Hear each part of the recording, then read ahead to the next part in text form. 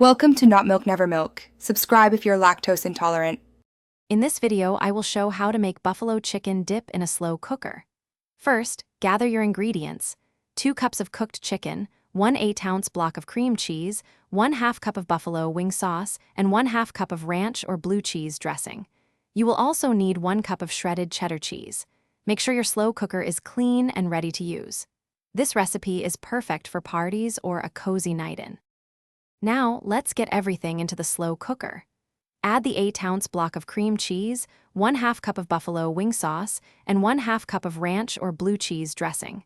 Stir these ingredients together until they are smooth and fully combined.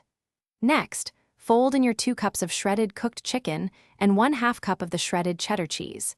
This ensures all flavors meld together beautifully. Once all your ingredients are in, cover the slow cooker. Cook the dip on the low setting for 1 to 2 hours, or if you're in a hurry, cook it on high for 30 to 60 minutes. Remember to stir the dip occasionally, perhaps every 30 minutes, to ensure everything heats evenly and prevents any sticking to the bottom.